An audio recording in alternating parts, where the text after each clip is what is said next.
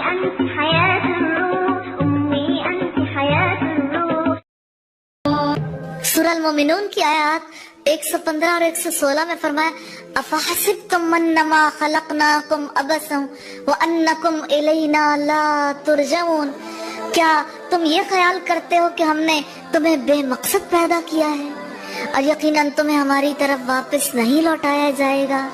فتعالی اللہ الملک الحق، پھر بالا و برتر ہے بادشاہ حقیقی، لا الہ الا ہوا رب العرش الکریم، اس کے سوا کوئی معبود نہیں، مالک ہے عرش بزرگ کا۔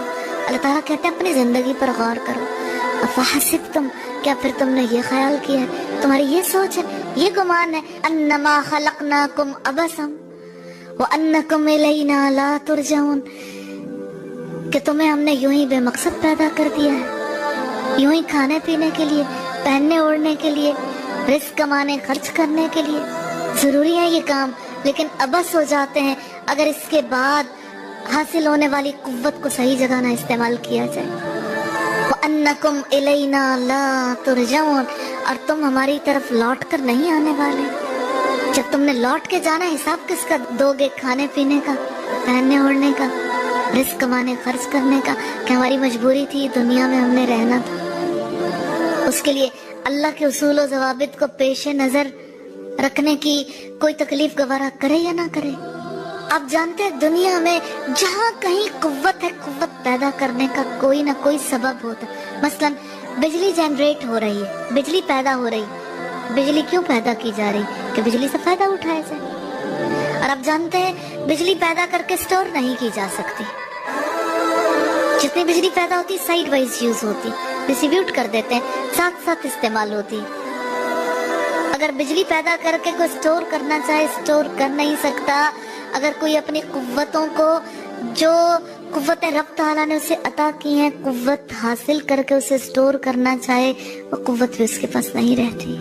قوت انرجی کہیں لگانی، سورج کے اندر ایٹامک انرجی ہے نا، لگ رہی ہے نا زمین پہ، اس کی انرجی سے زمین والے فائدہ اٹھا رہے ہیں۔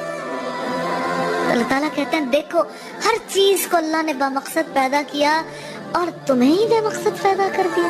افحسبتم انما خلقناکم عبثا وانکم الینا لا ترجعون، تم یہ سمجھتے ہو تمہیں یوں ہی پیدا کر دیا، اور اس پر مستزاد یہ کہ تمہیں ہماری طرف لوٹنا نہیں ہے، جواب نہیں دینا اپنی قوتوں صلاحیتوں کا، اپنی زندگی کا، اپنی اس عمر کا کن کاموں میں گزار کیا ہے۔ کیا ابن آدم سے یہ سوال ہونے والا نہیں ہے؟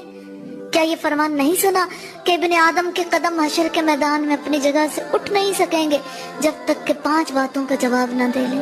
عمر کن کاموں میں گزاری، جوانی کن کاموں میں پرانی کر دی، مال کہاں سے کمایا، کہاں خرچ کیا، علم کتنا حاصل کیا، اس کے مطابق عمل کتنا کیا۔